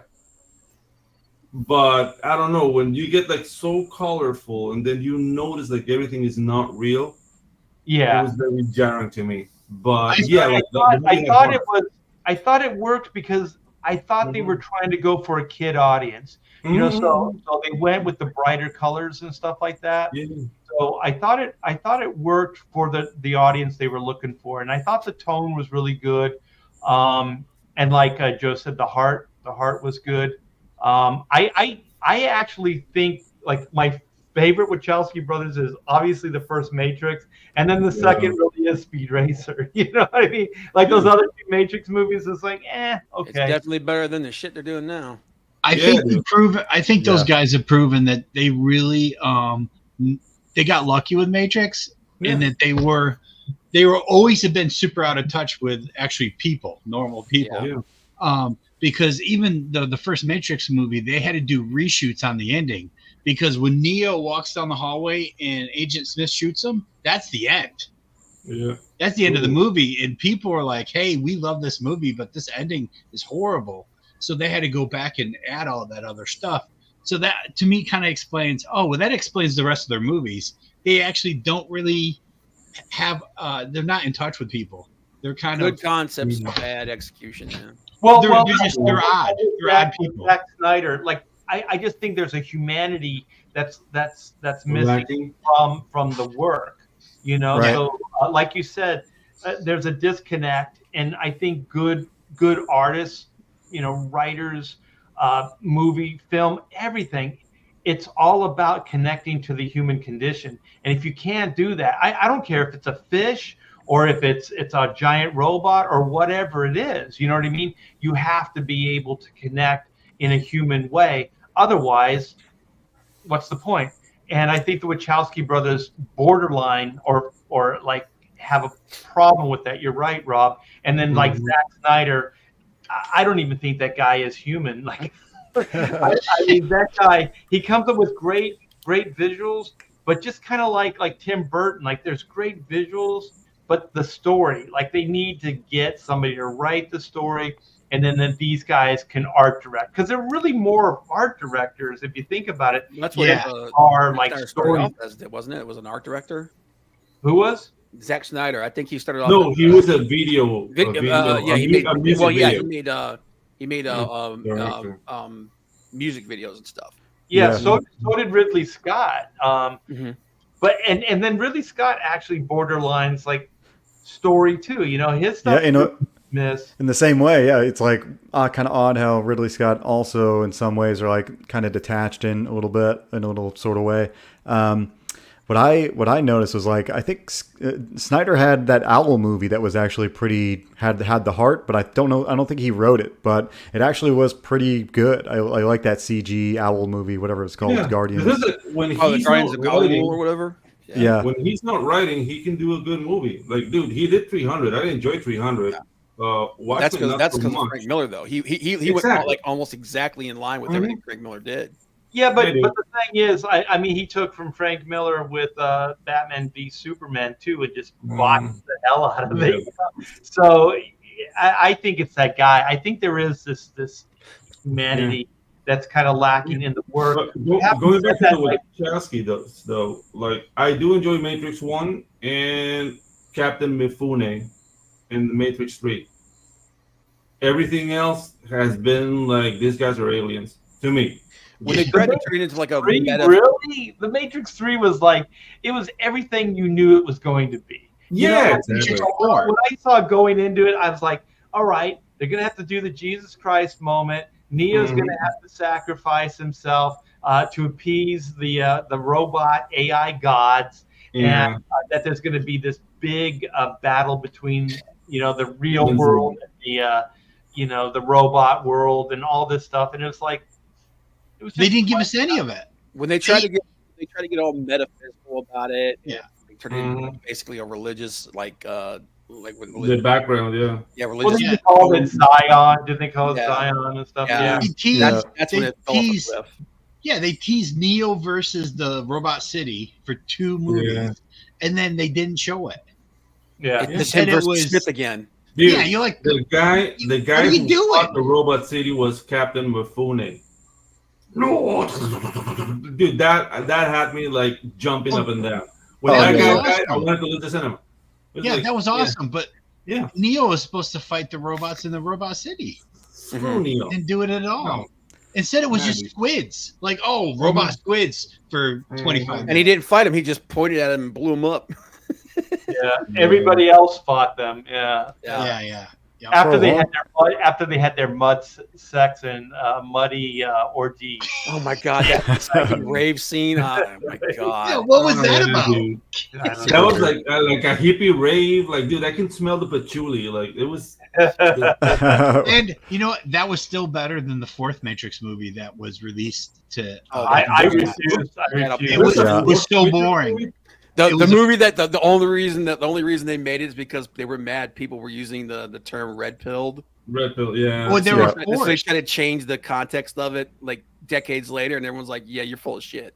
They literally in the movie said the only reason they put it is the concept that they were working for a video game company, and the video game company was forced to make it. Yeah. But what it was Warner Brothers was forcing them to make the Matrix 4, which they didn't want to do. So you're like, great! Nobody wants to be in this movie. Yeah, they should have done it. Oh, the people that starred in it, no, they didn't want to do it. Nobody wanted to do but the Wachowskis did it because they tried to change it into some kind of an LGBTQ thing. Yeah. My favorite thing about there's that big book, the Matrix, with all the Steve Scrocci drawings and the Jeff Darrow stuff and all that, is that you realize that the movie, the marketing, everything is just based on one thing. What is the Matrix? It's because they couldn't get Warner Brothers to understand what it was. So if you watch that movie, Act 1, Act 2, Act 3, it repeats, what is the Matrix? What is the Matrix? What is the Matrix? Like the whole movie is pretty much about what is the Matrix, because they explain it over and over, but it doesn't because it was so out there and so well done. So abstract. Yeah, you didn't feel like it was like that. But Like then redundant. like all the Warner Brothers notes, it's like, what is this? What, I don't understand this, I don't understand that. And then even the marketing, remember the poster? What is the Matrix? That's what was on the poster. Yeah, That was an honest question though, because they can even answer it themselves. Yeah. So Yeah. I thought from a creative standpoint, the exercise was really like, what is the Matrix? We got to answer this question, And Wildstorm turned it down. They could have had the comic book. Yeah. Wow. Really? Wildstorm turned down the Matrix comic book. And think about it. Nobody thought Matrix was going to be a hit. So there would have been that gap of like 6 months where the only artwork they could have put on T-shirts would have been from the Matrix comic book by Wildstorm. They missed out on millions and millions of dollars. Yeah. Dude, if I was a troll, I would go in front of the Wildstorm offices and just put a boombox playing that. There isn't a Wildstorm studio. Yeah, there is no, but dude, like wherever they are, I just play that song. Like, hey, how much money? Jim Lee? You go to Jim Lee's office. I know, just Yeah, exactly. Maybe that's why Don't Jim look like doesn't. Neo. Maybe that's why Jim doesn't turn down any of these woke ideas anymore. He's just like, I lost millions and millions of dollars On Matrix. This is bullshit. My old roommate John Moore, he wrote film and stuff as well, and he did comic books, film, and so he was working on that Flash TV show, the first one with John Wesley Shipp, I think the guy's name. Yeah, and so Flash. the chubby, and that suit was really bad. But anyway, he was like, these brothers, these Wachowski brothers, want to write an episode of the Flash, and so he's telling me, you tell me these stories while we'd be working in the studio together. I go, well, are you going to work with them? He goes, they just left a message on my machine. I go, did you call him back? He goes, mm-mm. And so then years later, I remind him of that, and he's like, yeah, that was one of my big regrets in life. I didn't return the Wachowski brothers call. Yeah, it's like always return your phone calls. yeah, man. I always thought they would do a good job for Neuromancer. I don't know who was slated to do Neuromancer. I know Fraga did the storyboards for it, but I'm a big fan of Neuromancer, and I think that's kind of the same realm as like what they would do. It's like kind of detached. It's very cyberpunk. Obviously, it would be like in their, maybe back in the day, it would be in their zone. I don't think I'd trust them with it today, but The thing is, I don't know, the Neuromancer, and I read that a long time ago. It's very messianic though in its message. So I don't know if that's gonna translate properly today. I know that they're not doing a movie anymore. I know that now they're saying they're going to do a TV series on it with Apple or something. No. not with Apple, please. Oh, Yeah. wow. So that's when I was like, okay, it's officially dead for me, man. Hey, Good Lord. Apple TV would probably sell a lot of fast forward buttons if you could get a button that's bigger for your remote, the fast forward, because I do like their sci-fi, but I also a scene would come up and I'm like, fast forward, I gotta get past this scene. Yeah, they need to make this scene shit. make that dongle that attaches to the Apple TV remote. Yeah, exactly. Yeah. Hey, Joe, I got the Tron director. What's his name? Joseph Kosinski, or The original or the not the original, the remake that came out maybe 10 years ago or something, with Legacy. all Legacy. the transparencies and everything. Yeah. yeah. What Joseph Kosinski. do you think of that guy's like art direction and stuff? I actually like that art direction for a couple of reasons. I think the plot fell off the charts in that movie, but like, man, the getting like the bike sequences, the like just getting lost in the world, and like the stakes were off the charts good. And then at some point when he met the girl, it just fell off, fell so far flat that yeah, you could fall asleep for 20 minutes and then come back and probably enjoy the rest. But yeah, Yeah, they it's okay. didn't really have a story, and they didn't even spend time to properly try to explain a more current day reason for this stuff to exist and how you can go back and forth into these worlds and what that really is. It just kind of started. They just started bringing up stuff. Oh, there's a whole world here. It's developed. Blah blah blah. And you're just like, what? You know? But Yeah. the thing that, we're talking about a digital world where there's a wilderness like that. That was completely jarring to me. Because I mean, if it's a digital, it's programming. Everything should be angular, like in the original Tron. But here Yeah. you have like rock formations and stuff. I'm like, wait a minute. I think it I just don't know. the whole thing with him making a new clue and now that he was the bad guy.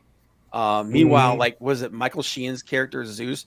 That should have been the villain of the friggin' movie. Yeah, that dude is Yeah. nuts. That dude should have been the villain of the movie because he was friggin' scenery And chewing awesome. I thought he was the big bad in the trailer. I thought he was going to turn out to be the big bad in the trailer Yeah. too, but in the movie yeah. too. But then I was like, no, he was just a background character. And I'm like, dude, that's friggin' that sucks, man. There's this That's bad a waste. CGI version of Yeah. Yeah, they just had to do the demo reel for. I'm he's blanking on his Yeah. name. Yeah, but yeah, it was interesting. I don't really think that movie was great, but I jam out to the soundtrack and watch a few scenes Yeah. now and again. I'm a big fan of Sid Mead as well, so he designed a lot of the bikes, and so yeah, just anything that has Sid Mead in it, I'll be Yeah. devouring. He did a lot of designs for the original Tron, right? to me, yeah. What Yeah. What do you think of Joseph's? Was it called Oblivion? I thought that kind of harkened back to like some of the older sci-fi with better special effects. Did you ever see that movie? That's It was the boring, yeah. one with Tom Cruise. Yeah. That, Okay. that's the one that had like the really white and glossy Yes. type Yeah, of. it had like of- the Yeah. I call it the dragonfly ship. Mm. Yeah. Yeah. Well, I call it the testicle ship, but yeah. I figured.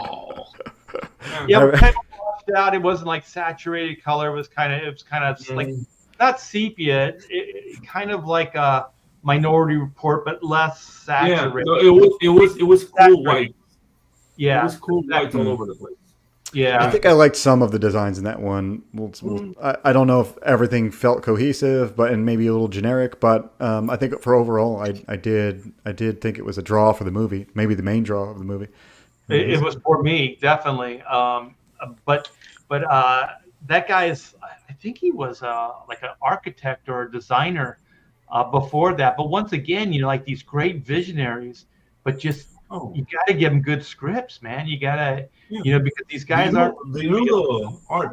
Do you know the work of Ryan Church?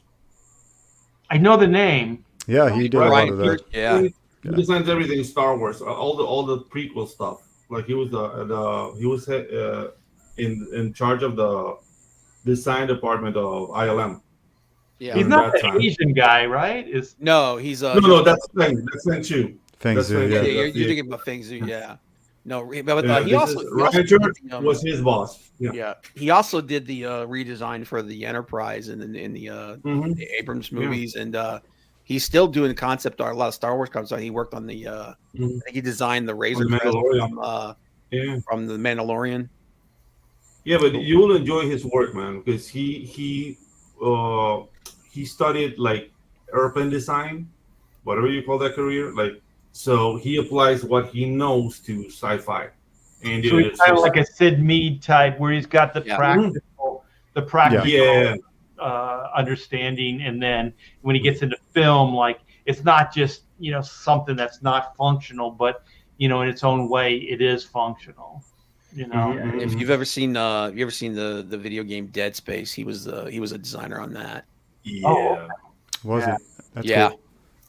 But, I don't know. Okay. I don't know if you guys are like me, because I just figured Joe was like geared up like that, because your Usually. book Star Circuit is just so, it's like art direction. You know what I mean? Like it's this world.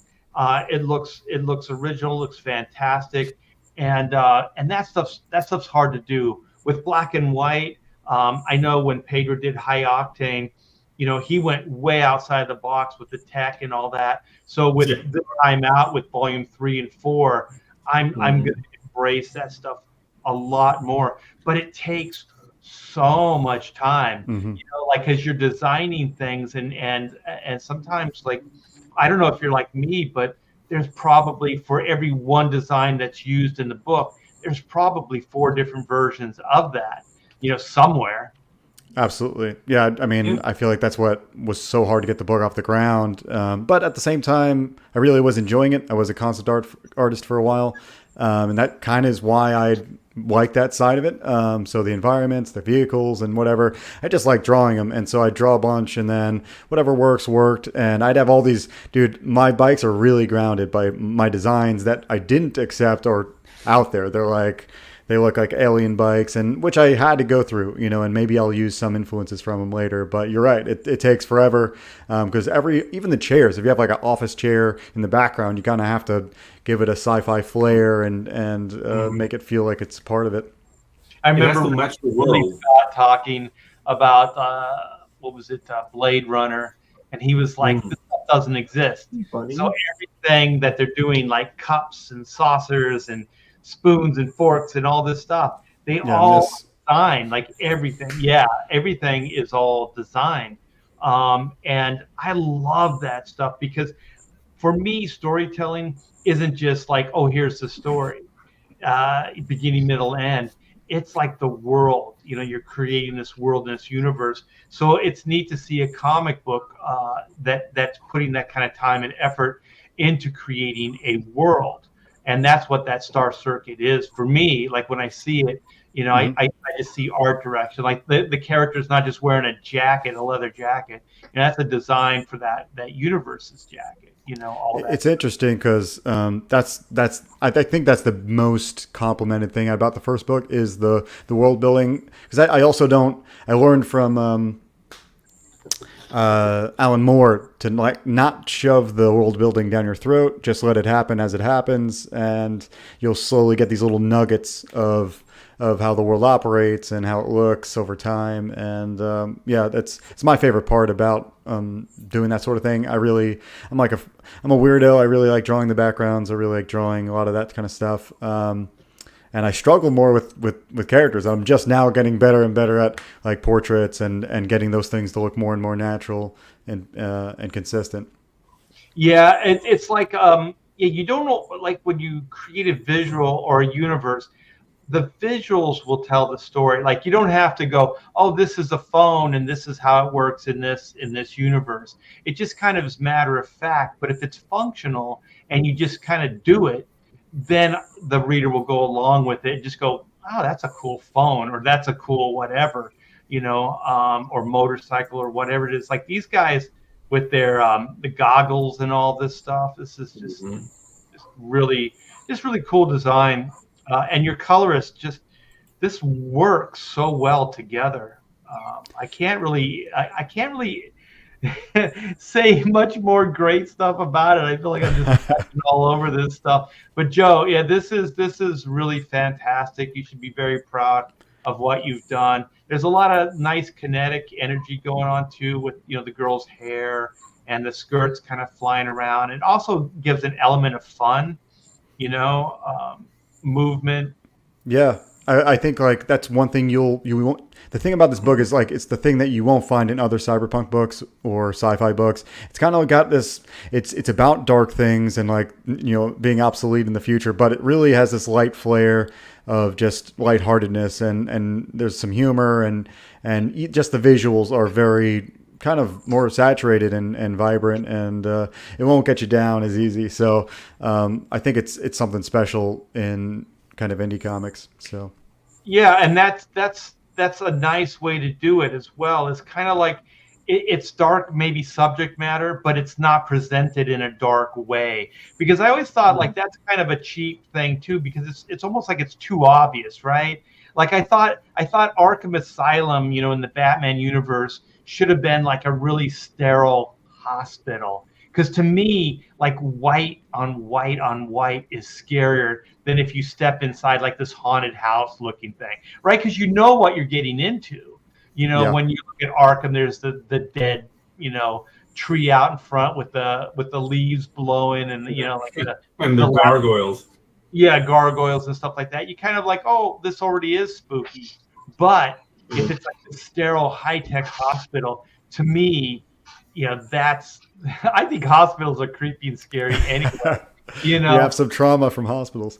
Yeah, I'm sensing that. But not only that, the thing, like if you have a sterile environment, then the betrayal, because this is supposed to be a house of healing, and it's actually a house of horrors.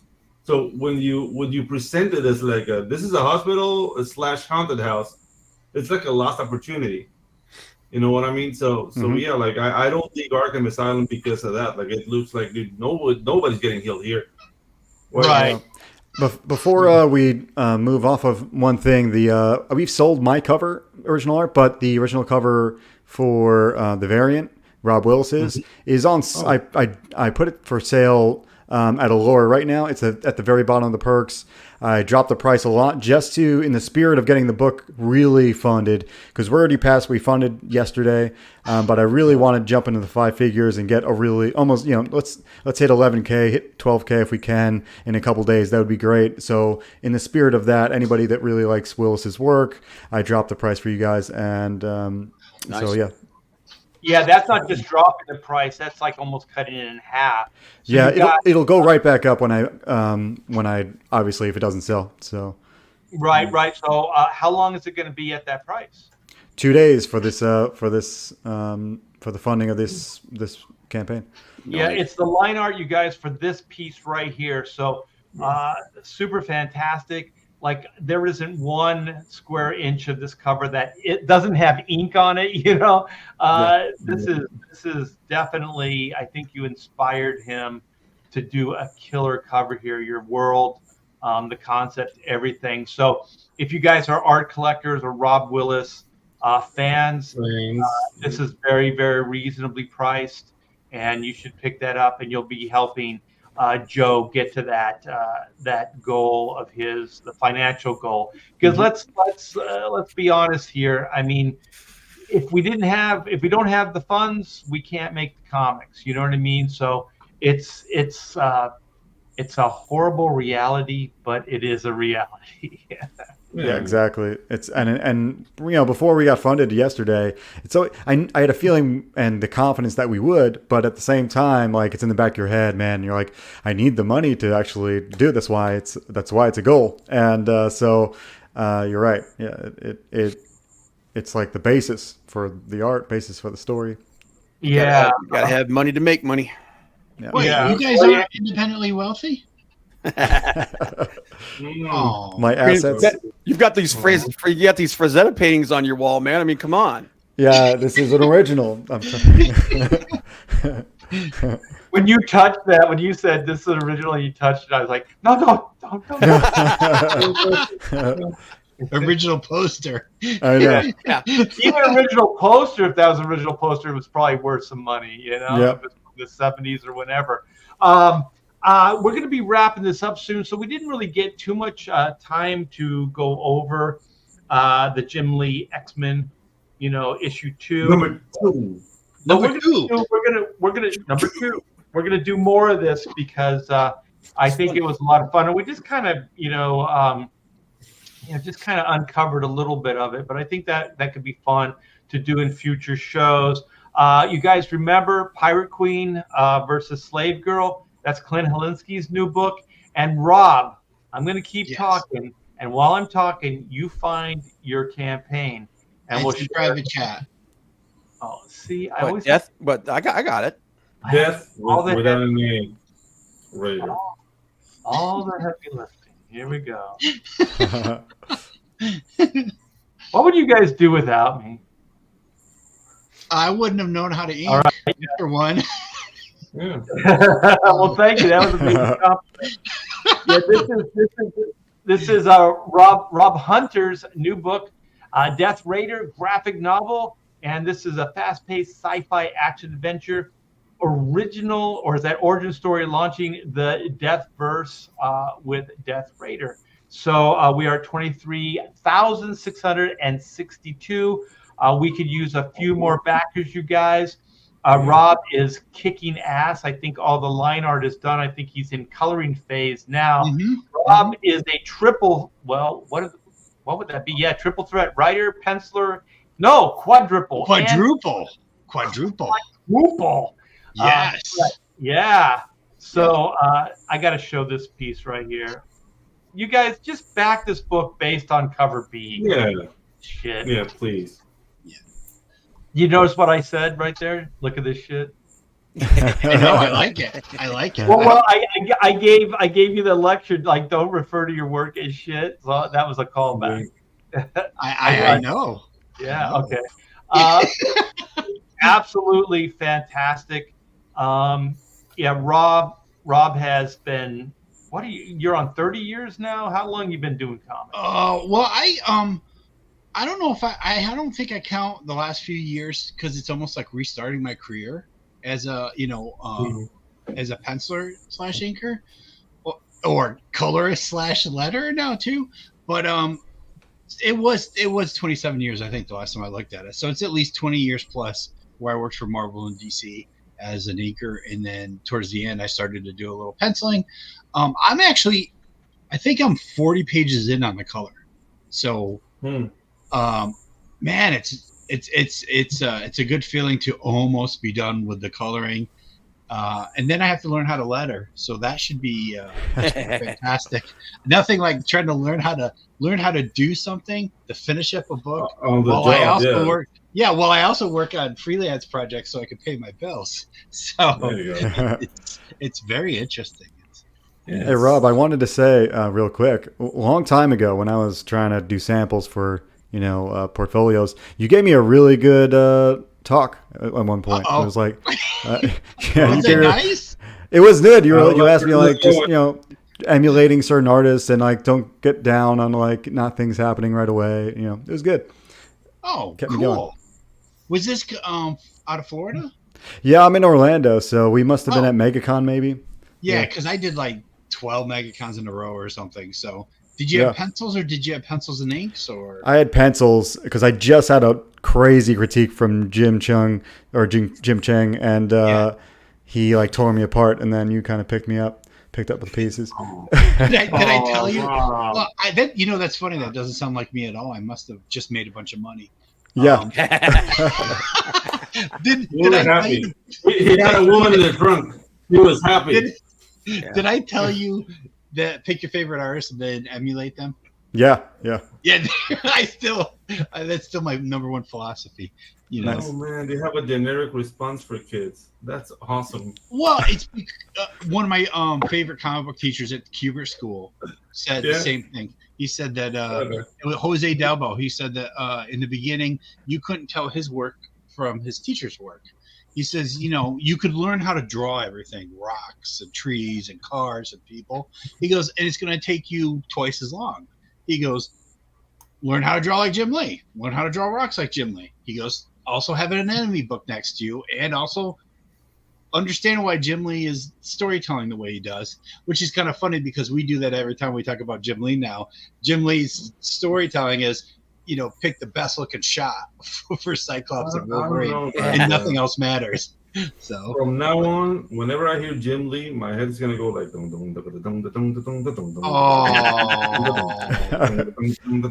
it'd be sad as if that's what Jim Lee in his head every time he uses the Matrix movie. Yeah, that's his ringtone. Really sad. He gets quiet.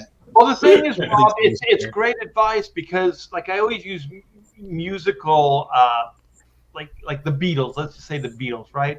Okay, well, they were doing like 50s rock and roll stuff. Like they were doing cover tunes. Like a lot of those, even the early albums, they were re-recording, American, early rock tunes. Muddy Waters. And they were just taking a lot of different influences in, and then eventually those influences become an original thing. And so we all have to start somewhere. So it is good advice to just don't get so hung up on just like, oh, it has to look original right off the bat, because everybody kind of takes their influences, puts them in a hopper, and then he kind of shakes it up, and then whatever comes out of that comes out of that.